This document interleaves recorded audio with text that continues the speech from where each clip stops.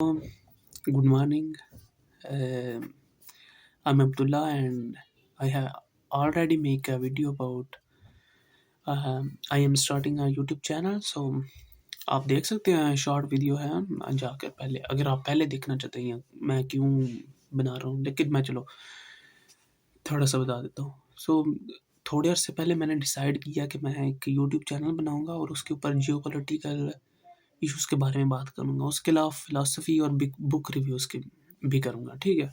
सो पहली वीडियो में हम बुक के बारे में ही बात करेंगे, जो कि जिसका नाम मेटामॉर्फोसिस है, लिखी गई है by Franz Kafka. Franz Kafka एक फ़िलॉसफ़र्स की दुनिया में एक बहुत बड़ा नाम है। उन्हें हालाँकि इतना ख़ास लिखा नहीं है, लेकिन जो लिखा है वो काफ़ी इम्पोर्टेंट है और लोग उसे काफ़ी ज़्यादा प्रेज़ करते हैं। एफ वो फ्रांज काफ्का आज का जो चेक रिपब्लिक है, प्राग काफ़ी फ़ेमस शहर है, ठीक है? वह वहाँ पर पैदा हुए थे। बाप उनका एक ब्यूरोक्रेट था, एडवोकेट, और काफ़ी प्रेशर था उनके ऊपर by the society because when you are elite class you have to be और you have to act like elites and अगर आपने उस तरह एक्ट करना है एलीट की तरह और आपके पास एजुकेशन होनी चाहिए, आपके पास कोई बड़े-बड़े ओहदे होने चाहिए और ओहदों के लिए क्या चाहिए? एजुकेशन चाहिए, डिग्री चाहिए, इस तरह की चीज़ है। सो फ्रांज काफ्का इस चीज़ से काफ़ी ज़्यादा तंग आ चुके थे और वो एक आइसोलेशन में चले जाते हैं और उनकी मेन आइडिया जो है ना फ्रांज काफ्का का वो ये है कि आपकी ज़िंदगी एक कुएँ की तरह है। उसी के अंदर आप पैदा होते हैं, उससे आप निकल नहीं सकते, हमें कभी भी नहीं निकल सकते। मर जाएँ वहीं पर दफ़न हो जाओगे। आप यहाँ तक के कुएँ के ऊपर से वो जो रोशनी होती है वो भी नहीं देख सकते अपनी ज़िंदगी में, ठीक है? मैं इस चीज़ से ज़ाहिर है नहीं एग्री करता, लेकिन अभी हम जिसकी बात कर रहे हैं अभी हम उसी की बात करेंगे। सो उनकी वाक़ई लाइफ़ इसी तरह थी, वो एक कुएँ में थे और वो लाइट नहीं देख रहे थे। लेकिन उनकी जो फ़िलॉसफ़ी है, वो जब आप पढ़ते हैं ना तो वो जो सफ़रिंग होती है, जो आइसोलेशन होती है, वो इस तरह की फ़िलॉसफ़ी है कि वो आपको उससे प्यार करवा देगी, ठीक है ना? You will be loving that suffering, you know what I mean. So मेरे एक दोस्त ने रिकमेंड की थी ये book metamorphosis about Franz Kafka. ये उस मेरे दोस्त का भी यही कहना था कि ये तकरीबन अपनी ज़िंदगी ही इसमें दर्शाते हैं। So let's start with the book. Book का अगर एक सेंटेंस में मैं कवर करना चाहूँ तो ये इस तरह होगी कि आप अगर एक दिन उठें और अपने आप को इतना यूज़लेस पाएँ कि आपके करीबी लोग भी आपको वैल्यू देना बंद कर दें, ठीक है? तकरीबन इस तरह की बुक है। मेन कैरेक्टर नहीं है इसके अंदर, ठीक है ना? जो मेन कैरेक्टर है उसका नाम है ग्रेगोर सामसा, ठीक है? उसका बाप रिटायर हो चुका है, जब से माँ जो है उसे दमे की बीमारी है। एक बहन है 17 साल की जो वायलिन बजाने का शौक रखती है और उसकी क्लासेस भी लेती है और ग्रेगोर सामसा ही उसे पे भी करता है। क्यों? क्योंकि अकेला फ़र्द ग्रेगोर सामसा ही है घर में जो कमाता है। सो एक दिन सामसा जब सो के उठता है तो वो पाता है कि वो एक कीड़े में बदल चुका है। कोई भी कीड़ा आ सकता है, कॉकरोच जिसे हम बिच्छू कहते हैं वो भी। आई मीन फ्रांज काफ्का इसे स्पेसिफाई नहीं करते, डिटेल नहीं देते कि ये किस तरह का कीड़ा है, लेकिन ये बताते हैं कि वो कीड़ा है। सो हम इसे कॉकरोच ही बोलेंगे, ठीक है? कॉकरोच। वो पाता है कि वो एक कॉकरोच में बदल चुका है, लेकिन अभी उसे पता नहीं चलता। मतलब वो देखता है, घड़ी के ऊपर देखता है जी, इफ आई अगर मुझे सही तरह याद है तो 7:30 बजे थे घड़ी पर। उसे उठना था 6:30 पे और 6:45 वाली ट्रेन पकड़नी थी और 6:45 वाली ट्रेन पकड़ के उसे जॉब पे जाना था। वो नहीं जा सकता। क्यों? क्योंकि लेट उठा है, दरवाज़ा खटक रहा है, माँ उसकी कह रही है, "ग्रेगोर उठो, तुम्हें काम पे जाना है।" तो जनाब अभी तक सो रहे हैं, ठीक है, नॉर्मल है आजकल। वो कहता है, "मैं कुछ सही नहीं फ़ील कर रहा, मैं थोड़ी देर में उठता हूँ और अगली जो आई थिंक 8:15 बजे वाली ट्रेन है, वो पकड़ के जाऊँगा।" उसकी माँ कहती है, "ठीक है, लेकिन जल्दी करो।" सामसा साहब कहते हैं, "ठीक है, अभी उठना पड़ेगा, जाना तो है ही है।"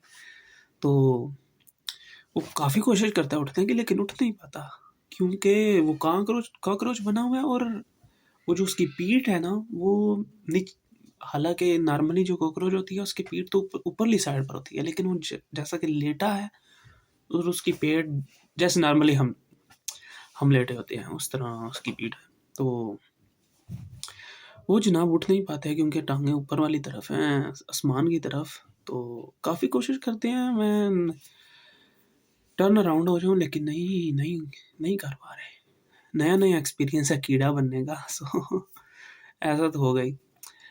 सो जनाब थोड़ी देर बाद फिर से दरवाज़ा खटकता है, माँ उसकी आती है, कहती है, "बेटा जाना नहीं है काम पे, उठो, कितनी देर लगाओगी?" मैं तो चलो नॉर्मल टोन में कह रहा हूँ, लेकिन उसकी माँ गुस्से में कहती है। तो सामसा साहब कहते हैं, "ठीक है, अभी उठता हूँ मैं अभी उठता हूँ।"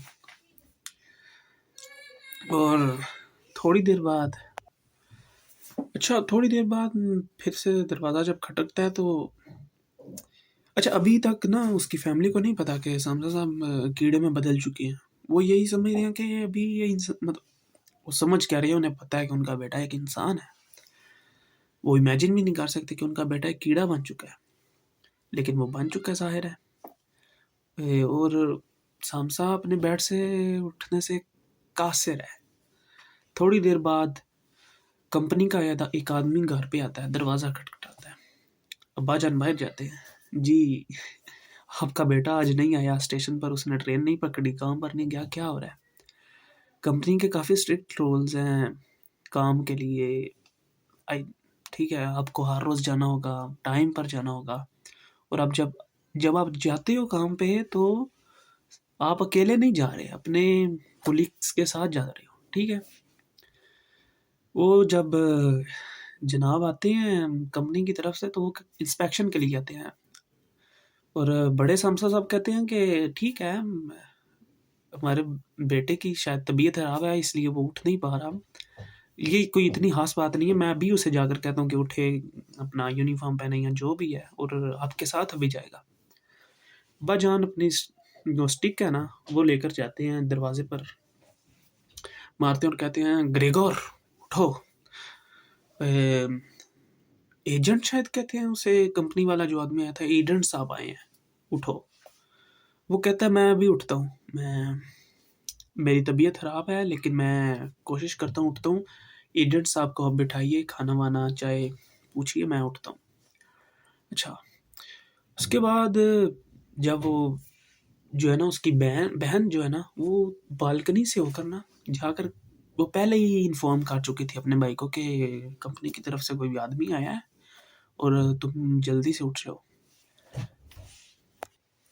अच्छा, वो फिर अपनी उसकी बहन जो है उसे पहले इन्फॉर्म कर चुकी थी कि बाहर कोई मसूफ़ आए हैं कंपनी की तरफ से और तुम्हें चाहिए कि जल्दी से उठकर अपना रेडी हो जाओ, क्योंकि शायद तुम अपनी जॉब खो सको, जो कि वाहिद ज़रिया है फैमिली के लिए, मतलब फाइनेंस के लिए, तो मसूफ़ कहते हैं, "ठीक है, मैं उठता हूँ, तुम्हें परेशान होने की ज़रूरत नहीं है, मैं बस थोड़ा-सा ठीक नहीं फ़ील कर रहा था, लेकिन मैं उठ रहा हूँ। मैं बिल्कुल ठीक हूँ, तुम्हें परेशान होने की ज़रूरत नहीं है।" उसकी बहन को पता चल जाता है कि कुछ तो गड़बड़ है, क्योंकि सामसा की आवाज़, सॉरी, ग्रेगोर की आवाज़ पहले जैसी नहीं लग रही, थोड़ी डिफरेंट लग रही है। लेकिन वो उसे अनदेखा करके चली जाती है। बाद में जब सामसा साहब आते हैं तो वो कहते हैं, "बेटा उठो, तुम्हें जाना है काम पे, क्या कर रहे हो आज?" तो हालाँकि वो थोड़े सारे ऊँची आवाज़ में गुस्से से कहते हैं। तो ग्रेगोर कहता है मैं उठ रहा हूँ अभी अब्बा जान, या जो भी अपनी ज़ुबान में बोला होगा। तो वो फिर जो एजेंट है वो भी दूसरी तरफ जो कार की मतलब जो क्या उसे कहते हैं, डाइनिंग हॉल शायद कहते हैं, उधर खड़ा होके के मतलब सुन रहा था सब कुछ। वो फिर अब वो जो समझा साहब हैं वो जाके कहते हैं, पूछते हैं चाय काफ़ी के बारे में, जो भी उस उन दौर में जो पूछते होंगे, जो कल्चर था, ठीक है। उसके बाद काफ़ी देर इंतज़ार करने के बाद जब एजेंट की पेशेंस लेवल ख़त्म हो चुकी थी, तो वो जाके खुद कहता है कि मैं कंपनी की तरफ से आया हूँ और आपको उठना पड़ेगा, और मैं कुछ सवालात भी करूँगा कि आप क्यों नहीं आए, पहली ट्रेन आपने क्यों नहीं पकड़ी। सो और इस वजह से आप अपनी जॉब भी खो सकते हैं, ठीक है। और लेकिन उसका बाप उधर खड़े होकर सुन रहा है, वो कह रहा नहीं नहीं नहीं नहीं, मेरा बेटा अभी उठेगा अभी उठेगा। जैसा कि नौकरी बचाने के लिए कोई भी करेगा इंसान, ना उसका जो फादर मदर सिस्टर जो भी होगा वो ऐसा करेगा। तो मसूफ कहते हैं कि इनको उठाएं, मैं मुझे और भी काम है, मैं सारा दिन यहाँ पर नहीं रह सकता। तो ग्रेगोर अंदर सुन रहा था, वो कहते हैं मैं अभी उठ रहा हूँ, मैं रेडी होने वाला हूँ, बस आप थोड़ी देर इंतज़ार करें। तो वो कहते हैं ठीक है थोड़ा टाइम देते हैं, लेकिन वो तो ग्रेगोर हरकत भी नहीं कर पा रहा। क्यों? क्योंकि वो कीड़ा है और उल्टा पड़ा हुआ है, टांगे उसकी आसमान की तरफ है, और ये भी नहीं है कि छोटा सा कीड़ा है, काफ़ी जाइंट किस्म का कीड़ा बन चुका है। तो काफ़ी देर इंतज़ार करने के बाद एजेंट साहब उठ के फिर आते हैं, कहते हैं जो भी कहना हो, लेकिन बाप जो है वो भी पूरी मक्खन लगाने की कोशिश करता है, चापलूसी करता है। वो कहता है नहीं नहीं, आपको हमें पता है आपकी वजह से ही हमें जॉब भी मिली थी, और मैं भी ग्रेगोर को कहता हूँ मैं जो कुछ भी है ठीक है ना। और एजेंट साहब को कहते हैं बेफिक्र होके जा सकते हैं। एजेंट साहब चले जाते हैं। समझा साहब भी परेशान थे, यार क्या बात है, हमारा बच्चा काफ़ी डिसिप्लिन वाला है, ऐसे तो कभी नहीं हुआ कि वो लेट हो जाए, या अगर तबीयत भी ख़राब हो तो वो बता देता है। लेकिन इस दफ़ा नहीं उसने बताया। घर में परेशानी का माहौल था, सब परेशान थे, अब क्या होगा, अगर नौकरी चली गई तो घर में पैसे कैसे आएँगे? खाना कैसे खाएँगे? चूल्हा कैसे जलेगा? सब कुछ। और इसी से एक चीज़ के बारे में हमने बात नहीं की, दरवाज़े की, जो कि ग्रेगोर के दरवाज़े का दरवाज़ा, कमरे का दरवाज़ा था। वो खुला नहीं था, और हर एक इंसान चाहता था कि ये दरवाज़ा खोल दिया जाए। वो देखना चाहते थे कि दरवाजे की दूसरी तरफ हायर है क्या। कुंडी रखी थी, ग्रेगोर कीड़ा बन चुका है, वो खोल नहीं सकता दरवाज़ा, ज़ाहिर है। वो काफ़ी कोशिश के बाद वो इस काबिल होता है कि वो अपने बेड से उतर सके। तो ग्रेगोर अपना दरवाज़ा नहीं खोल सकता। क्यों? क्योंकि उसके पास हाथ नहीं है। अगर आपके पास हाथ नहीं है तो आप दरवाज़ा नहीं खोल सकते। पाँव के साथ कितनी भी कोशिश करे एक इंसान तो खोल सकता है, लेकिन एक कीड़ा काफ़ी मुश्किल है। हाँ, उसके पास एक एडवांटेज था कि वो एक आम सा कीड़ा नहीं, बल्कि एक जायंट इंसेक्ट था।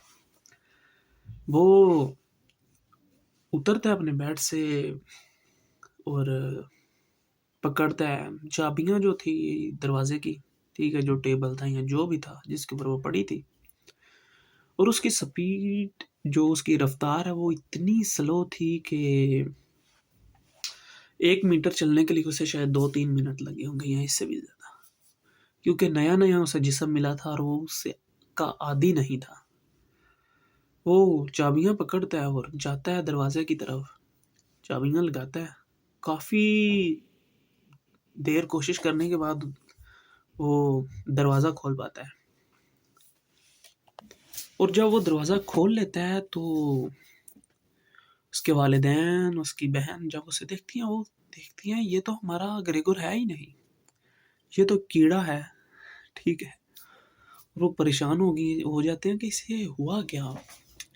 ये रात को जब कमरे में गया था तो नॉर्मल था, अभी क्या हो गया?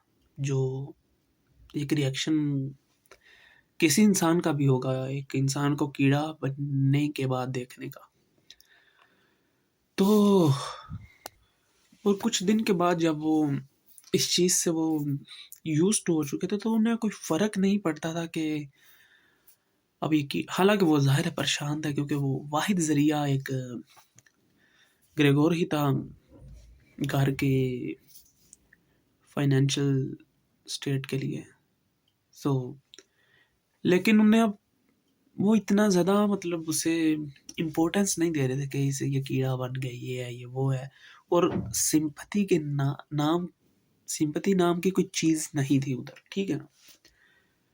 मतलब ओह! ये क्या हो गया? ये हमारा बेटा कीड़ा बन गया, ये फलान जो ना नथिंग लाइक दैट।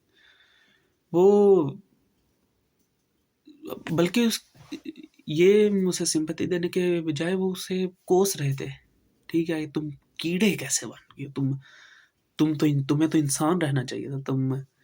तुम अब एक यूज़लेस हो, तुम्हें जैसा जैसा कि टोंट मारेंगे लोग, ठीक है?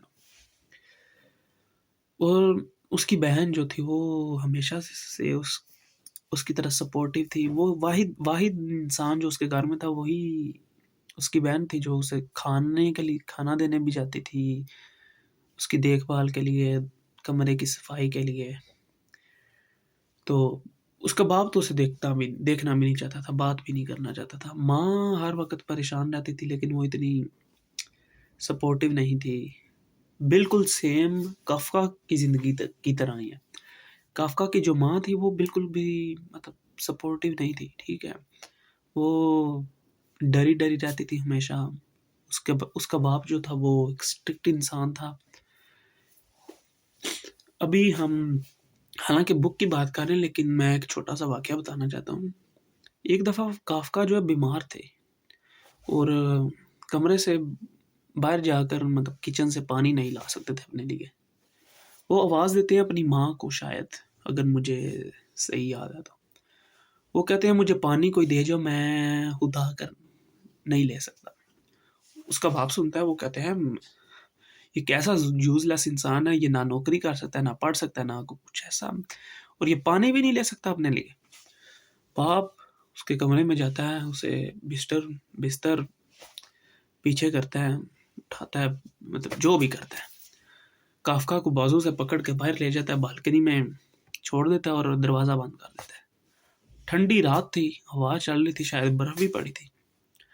काफ़्का उधर ही मतलब अपनी ज़िंदगी का एक ऐसा फेस देख रहा था जो किसी बेटे को नहीं देखना चाहिए। ये चीज़ दिखाती है कि किस मतलब क्यों काफ़्का हर आइसोलेशन, सफ़रिंग के बारे में लिखते हैं। और काफ़्का ये भी बताते हैं कि उन्हें कई रातों को सपने आते थे कि उनका बाप उसे अभी आएगा और उसे लेकर बाहर जाके बालकनी में छोड़ देगा और दरवाज़ा बंद कर देगा। वो एक नाइटमेयर की तरह था काफ़्का के लिए, और जब तक वो मर नहीं गए तब तक ये उनके लिए एक नाइटमेयर था, ठीक है? हालाँकि वो मरे एक बीमारी की वजह से थे, जिसका नाम शायद ट्यूबरकुलोसिस है। वो काफ़ी नॉर्मल बीमारी थी उन उन दिनों, ठीक है? और इसका शायद इलाज भी इतना मुमकिन नहीं था, उसकी वजह से वो मर जाते हैं। So back to the story, हम माँ पर थे शायद, ग्रेगोर की माँ पे, हाँ। तो उसकी माँ इतना ख़ास ध्यान नहीं देती, क्योंकि वो शायद इतना केयर नहीं करती, या फिर मतलब डिटेल में नहीं हमें बताया गया। ग्रेगोर फिर एक आइसोलेशन में चले जाते हैं। वो अपने बेड पर नहीं रहते, बल्कि एक कोने में रहते हैं। कमरे की समझ लो जैसे दीवार है और उधर सोफ़ा पड़ा हुआ है, और सोफ़े के पीछे ग्रेगोर रहना शुरू कर देता है। उसे वो खाना नहीं पसंद आता जो नॉर्मल इंसान खाते हैं, बल्कि उसे वो जो कीड़े खाना खाते हैं, गंद बोल लो, गार्बेज बोल लो, या जब वो खाना छोड़ के जाते थे उसके कमरे में, तो 5-7 दिन के बाद वो उस खाने को खाता था। और वो खाना ना खाने की वजह से बीमार पड़ चुका था, इतना कमज़ोर हो चुका था कि वो चल भी नहीं सकता था। ग्रेगोर की बात हो रही है। सो उसकी बहन भी थोड़ी अरसे के बाद वो केयर करना छोड़ देती है उसके बारे में। हालांकि सामसा को इस चीज़ पर यकीन था कि उसे कोई भी इंसान छोड़ देगा ज़िंदगी में सिवाय उसकी बहन के। उसकी बहन हमेशा उसका ध्यान रखेगी, लेकिन उसकी ज़िंदगी में जो पहला इंसान होता है उसे छोड़ने वाला उसकी बहन ही होती है। घर में सबसे पहले अथॉरिटी किसकी थी? ग्रेगोर की, ठीक, क्योंकि वो कमाता था। लेकिन जब उसने कमाना छोड़ दिया तो उसके बाद अथॉरिटी किसकी थी? किसी की भी नहीं। थोड़े अरसे बाद अथॉरिटी आती है बहन के पास। क्यों? क्योंकि बहन ही फेस कर सकती है ग्रेगोर को। वो ही जा सकती है कमरे में खाना देने के लिए।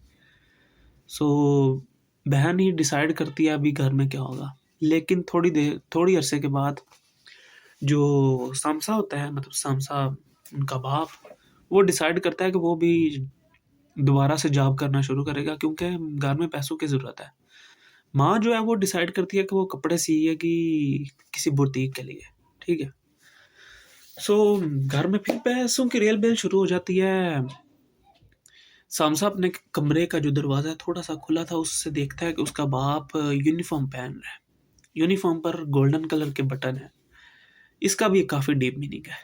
वो जो गोल्डन बटन है, यूनिफॉर्म पहन रहा है, वो बैंक की शायद है, आई थिंक सिक्योरिटी गार्ड की जॉब कर रहा था। मुझे सही तरह याद नहीं है क्योंकि काफ़ी अरसे पहले मैंने बुक पढ़ी थी। सो सामसा साहब अपना यूनिफॉर्म पहन के जॉब पर चले जाते हैं। माँ अपना काम करती है कपड़े सीने वाला। बहन जो है वो भी क्लासेस लेना शुरू कर देती है वायलिन की। तो जो इसमें एक और चीज़ हम देखेंगे कि सामसा जो बाप है वो घर में हर वक्त यूनिफॉर्म पहने रखता है। सोता भी उसी उसको पहन के है, खाना भी खाता है जब डाइनिंग टेबल पर होता है वो भी यूनिफॉर्म पहने रखता है। काम पर तो जाता है ज़ाहिर है यूनिफॉर्म पहन के। और इससे हम इसका मतलब ये निकलता है कि जैसा कि फ्रांस काफ्का का जो वालिद था वो एक ब्यूरोक्रेट था, या फिर जो भी आप कहना चाहें। वो भी सारी उम्र उसके गले में जो सरिया था ना वो इसी चीज़ का था कि वो एक काफ़ी बड़ा इंसान है। घर में भी वो बाप नहीं बनता था बल्कि वो ब्यूरोक्रेट रहता था। बाहर तो ज़ाहिर है वो रहेगा खाने की टेबल पर, सोफे पर अखबार पढ़ते हुए या कोई गपशप लगाते हुए, या फिर अपने बेटे के साथ, अपनी माँ, अपनी बीवी के साथ। वही चीज़ हम देख सकते हैं या पोर्ट्रे की जाती है सामसा के करैक्टर में कि वो हर वक्त यूनिफॉर्म पहने रखता है। हर वक्त उसे लगता है कि वो वही एक उसकी ज़िंदगी का एक मकसद मकसद नहीं, या उसकी पर्सनैलिटी कह लें, ठीक है।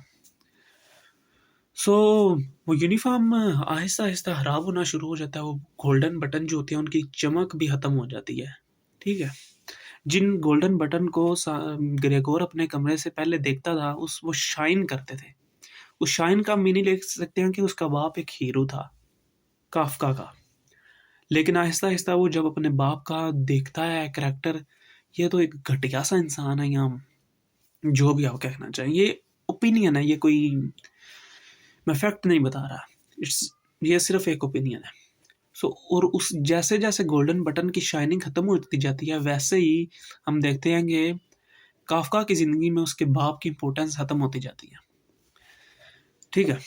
इसके अलावा जब हम देखते हैं कि जब बात करते हैं वो तीन लोग, बहन, माँ और बाप, सामसा फैमिली के, वो बहन जो है वो कहती है कि अब हम इसे फेंक क्यों नहीं देते, इसका कोई मतलब नहीं है ये हमारे घर मेरे। सामसा ये जब सुन रहा होता है बातें, ये बातें उसके दिल पर या उसके ऊपर पहाड़ की तरह टूट पड़ती हैं कि ये चीज़ें वो एक्सपेक्ट कर सकता था अपनी माँ से, अपने बाप से, लेकिन अपनी बहन से नहीं एक्सपेक्ट कर रहा था।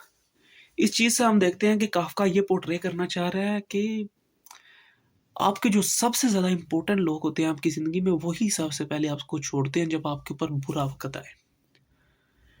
हालाँकि मैं इस चीज़ से एग्री नहीं करता, लेकिन ये काफ्का का अपना एक तरीका है बताने का। सो अभी हम बात कर रहे हैं काफ्का की, तो काफ़्का की ही पर्सपेक्टिव से हम बात करेंगे, ठीक है? हाँ, अपने ओपिनियन हम ज़रूर दे सकते हैं इसके ऊपर। सो जब ये सुनता है तो वो काफ़ी ज़्यादा शॉकिंग था उसके लिए। वो उसके बाद तो वो बिल्कुल ही कट जाता है ना दुनिया से। वो सोफ़े के वो जो पीछे जो कोना था उधर ही रहना शुरू कर देता है, ठीक है? कभी जब उसे खाना देने आ जाए, वो खाना देखता था, खाता नहीं था, ठीक है? उसके बाद एक दिन एक वाक़या होता है, उसकी माँ सही तरह नहीं मुझे याद, लेकिन उसकी माँ जब देखती है अपने बेटे को, शायद वो देखकर उसे कोई हार्ट अटैक आता है या इसी तरह का कुछ होता है। तो माँ गिर जाती है, बेटी आती है, उसे सँभालती है, उठाती है, कमरे में लेकर जाती है। जब उसके बाप को पता चलता है, सामसा को, तो वो गुस्से से लाल-पीला हो जाता है। वो कहता है, "ये साला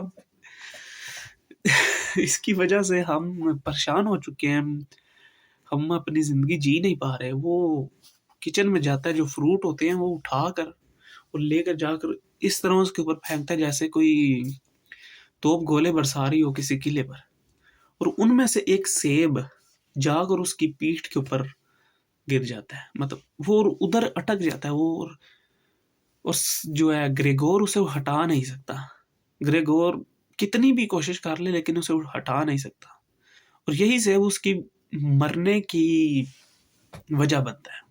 इसी सेब से वो जो इन्फेक्शन होता है उसे, और उसकी पीठ पर वो जो सेब का वजन होता है वो उसे लेकर चल नहीं सकता। पहले ही उसकी रफ्तार बहुत कम थी, सेब की वजह से और कम हो जाती है, और कमज़ोरी अलग से, और सेब की वजह से जो उसे इन्फेक्शन हो जाता है वो अलग ही चीज़ होती है। सो इससे फिर हम इसके बाद जब देखते हैं सीन, तो इसके बाद जो है यही चीज़, यही वाक़या उसको अपने अंजाम की तरफ ले जाता है, ग्रेगोर को। हाँ, एक चीज़ हमने नहीं बताई कन्वर्सेशन के दौरान, कि इस कहानी में कोई हीरो नहीं है। काफ़्का की तकरीबन किसी भी कहानी में हीरो नहीं होता। क्यों? क्योंकि हीरो जो है आखिर पर कामयाब हो जाता है, किसी ना किसी तरीके से। काफ़्का की लिटरेचर में आप ये चीज़ नहीं देखेंगे। हाँ, प्रोटैगोनिस्ट ज़रूर देखेंगे, मेन कैरेक्टर ज़रूर देखेंगे, लेकिन हीरो नहीं देखेंगे। सब ही विलन है। आप भी विलन है, मैं भी विलन हूँ, आपके माँ-बाप, चाहने वाले सब। वो जो सेब वाला वाक़या वो ग्रेगोर को अपने अंजाम की तरफ ले जाता है, उसकी मौत की तरफ। लेकिन उसके उससे पहले काफ़ी वाक़यात होते हैं, जैसा कि उसकी फैमिली जो है होती है उसे अबैंडन कर देती है। वो उसे पहले तो जो वो जब कीड़ा था, बन चुका था, लेकिन वो फिर भी उसे किसी हद तक ग्रेगोर ही समझते थे। वो वेट कर रहे थे, इंतज़ार कर रहे थे कि ये शायद आज नहीं तो कल हम सुबह उठ के देखेंगे तो ये ग्रेगोर बन चुका होगा। और जैसा कि आप मतलब फ़िल्मों में देखती हो कि एकदम से जो वो उठ कर आए और जनाब मैं यहाँ पर हूँ। सो नहीं, जैसा कि सीआईडी में हम देखते हैं दया समंदर से निकल कर आता है, वो दरिया जो होता है या फिर उसी तरह। लेकिन ये मुमकिन नहीं हो पा रहा। वो जब फिर सेब वाला वाक़या होता है उसके बाद वो इस चीज़ का वेट करना ये बंद कर देते हैं। वो एक्सपेक्ट नहीं करते कि अब ये ग्रेगोर वापस आ सकता है। ख़ास करके जो उसकी बहन होती है वो ज़्यादा कोल्ड माइंडेड हो जाती है। वो कहती है कि अब इसे हम फेंक क्यों नहीं देते बाहर? इसे हम जाने क्यों नहीं देते? ये हमारी ज़िंदगी से चला जाए, इसने हमारी ज़िंदगी जीना हराम कर दिया है। वो बातें कर रही थी, जब कर रही थी तो ग्रेगोर भी सुन रहा था, ज़ाहिर है। वो कहती है हम क्यों ना खिड़की खोल दें और ये उड़कर चला जाए। इससे हमें पता चलता है कि शायद ग्रेगोर के पंख भी थे, लेकिन वो उड़ कैसे पाता? उसकी पीठ पर तो सेब था, और सेब वो हटाना नहीं चाहते थे, या फिर उसका उन्हें आइडिया ही नहीं था कि अभी तक उसकी पीठ पर सेब है, क्योंकि वो उसे देखना ही बंद कर चुके थे। और जब वो हाँ, इसके अलावा हमने एक और काफ़ी ज़रूरी कैरेक्टर के बारे में बात नहीं की। वो थी उनकी जो नौकरानी थी, मेड थी घर की। पहले शायद स्टार्टिंग में एक, जब ग्रेगोर कमाता था तो एक बूढ़ी खातून थी जो काम करती थी, या फिर no, I don't remember well, but I think मेरे ख्याल से बूढ़ी थी, लेकिन मुमकिन है कि वो यंग थी शुरू पे और बूढ़ी आखिर में आती है, क्योंकि पहले वो पैसे कमाता था ग्रेगोर और वो पे कर सकता था एक मेड को, लेकिन बाद में जब वो पैसे कमाना बंद कर देते हैं, मेड को भी फायर कर दिया जाता है, फिर बाद में जब वो बाप भी और माँ भी कमाना शुरू करते हैं, तो फिर दोबारा से एक मेड रख लेते हैं। मुझे कॉन्टेक्स्ट सही तरह नहीं याद, क्योंकि काफ़ी साल 2 हो चुके हैं मैंने ये किताब पढ़ी थी। लेकिन ये काफ़ी एक ज़रूरी करैक्टर था बुक में। अभी इसकी डिटेल में नहीं जाते, बल्कि हम ग्रेगोर और उसकी फैमिली पर ही रहेंगे। वो जब उसकी फैमिली उसे अबैंडन कर देती है, तो वो आहिस्ता-आहिस्ता सोचने लगते हैं कि हम इस जगह को छोड़कर चले जाते हैं। वो आहिस्ता-आहिस्ता ग्रेगोर के कमरे से उसका फर्नीचर भी हटाना शुरू कर देते हैं, और आखिर में जब वो एक सोफ़ा रह जाता है, तो ग्रेगोर नहीं चाहता था कि ये सोफ़ा यहाँ से हटाया जाए, और वो ग्रेगोर क्या करता है, वो सोफ़े के ऊपर चढ़ के बैठ जाता है। ठीक है? उसके लिए उसे काफ़ी मुश्किल का सामना करना पड़ा होगा, क्योंकि पीठ पर सेब होना और खुद कमज़ोर सा कीड़ा, और आहिस्ता तरीन रफ्तार अगर आपकी हो, तो आप सोफ़े पर चढ़ने के लिए भी आपको घंटों चाहिए। उसके अलावा उसके कमरे में एक तस्वीर थी, वो मार्केटिंग, क्योंकि वो जो उसकी जॉब थी ग्रेगोर की, वो मार्केटिंग वाली थी। वो ये जो आजकल हम देखते हैं ना, ये इश्तिहारात और इस तरह की चीज़ें, तो उसी का एक वो उसने बना रखा था सैंपल, या फिर जो भी था उसे असाइनमेंट मिली थी कंपनी की तरफ से, वो वही सैंपल उसने दीवार पर लटका रखा था, और शायद वही वो उन्हें जमा भी करवाने वाला था जिस दिन वो कीड़ा बना था। ये यही ऐसे ही शायद, मुझे सही तरह याद नहीं है। और जब वो उसकी फैमिली डिसाइड कर रही होती है कि हम ये घर छोड़कर जा रहे हैं, और इसे अबैंडन करने की जब बातचीत, मतलब ये नहीं कह रहे थे कि हम इसे अबैंडन करने हैं, बल्कि उनकी बातें जिस तरह की थी, इससे आप यही समझ सकते हैं कि वो अपने बेटे को या अपने भाई को अबैंडन कर रहे हैं। और उसमें से सबसे ज़्यादा स्ट्रिक्ट उसकी बहन थी, ठीक है? जिसको वो मतलब हमेशा यही समझता था कि ये मुझे हमेशा सपोर्ट करेगी। ये मेरा पर्सनल ओपिनियन है कि हर एक इंसान के साथ ऐसा नहीं होता, लेकिन कुछ बदनसीब होते हैं जिनके साथ ऐसा होता है। ये एक पर्सनल ओपिनियन है। और जब वो आहर पर आते हैं, ठीक है? जब उसके माँ-बाप जो हैं वो एक दिन डिसाइड करते हैं कि हम इस घर से निकल रहे हैं, हम इसे और बर्दाश्त नहीं कर सकते। ये इस कीड़े को, या जिस तरह कोस के उसे, वो घर से चले जाते हैं, जाकर डिनर नहीं, शायद लंच करते हैं किसी रेस्टोरेंट में। रोशनी दिखती है हमें, लेकिन मेन कैरेक्टर के लिए नहीं, दूसरों के लिए। दूसरे रोशनी को पा चुके हैं, लेकिन आपने अभी तक रोशनी को नहीं पाया। Same as Kafka. काफ्का कभी रोशनी को नहीं पा सके, कुएं के ऊपर वाली, कुएं के बाहर नहीं निकल सके, लेकिन उसके साथ जो थे वो सब निकल गए, वो कुएं से निकल गए। या फिर आप ऐसा समझ लें कि आप एक ऐसी टनल में हैं जिसके आखिर में रोशनी तो है, लेकिन आप उसे कभी पा नहीं सकते। शायद आपके साथ जो है वो आपका फ़ायदा उठा के, या फिर आपसे वो ज़्यादा समझदार हैं, वो उस रोशनी को पा लेंगे, लेकिन आप कभी भी उस रोशनी को नहीं पा सकते। यही काफ्का की सारी फ़िलॉसफ़ी है। और ग्रेगोर को जब उसकी फैमिली अबैंडन करके चली जाती है, वो अपना एक नया मकान ढूँढते हैं शहर में, और वो अपनी जो मेड है उसे कह जाते हैं कि ये जब मर जाए, शायद वो मर चुका था कमज़ोरी की वजह से, या इस बात की वजह से कि उसके माँ-बाप, बहन उसे छोड़कर चले गए हैं।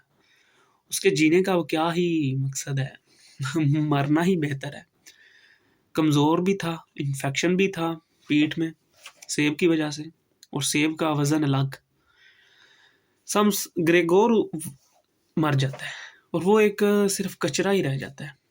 मेड आती है, कमरे की सफाई करती है, ग्रेगोर को भी उसी कूड़े में इकट्ठा करके फेंक देती है। कहानी खत्म। अब हम पर्सनल ओपिनियन देंगे। आप भी अपना ओपिनियन ज़ाहिर दे सकते हैं कमेंट में। इससे हमें सीखने को मिलता है कि आप सारी ज़िंदगी सफ़र करते रहते हैं, दूसरों के लिए जीते हैं, अपने अपने लिए कभी जी ही नहीं सकते। ठीक है? आप बेहतर है कि अपने लिए जीना शुरू करें। दूसरों की परवाह करना बंद कर दें। सफ़रिंग आपकी लाइफ में हमेशा रहेगी, लेकिन आपको उससे प्यार करने की ज़रूरत है। वो जो सफ़रिंग है आपकी लाइफ में, उसे प्यार करना जब आप शुरू कर देंगे तो आप ज़िंदगी जीने का आपको फ़ॉर्मूला मिल जाएगा। ज़रूरी नहीं कि हर वक़्त अपने आप को कोसते रहें। हर वक़्त आप अपने आप को अगर यूज़लेस समझोगे तो आप कभी भी जी नहीं सकते अपने प्रिंसिपल्स पे। काश के काफ़्का थोड़ा अरसा और जी सकते और उनकी लाइफ बेहतर बन जाती। शायद वो अपनी फ़िलॉसफ़ी थोड़ी चेंज कर सकते। लेकिन कुदरत को ये नहीं मंज़ूर था। काफ़्का मर गए। हमारी अगली वीडियो काफ़्का की ज़िंदगी पर ही होगी, उसकी बायोग्राफ़ी पर। Stay tune. Until have a nice weekend.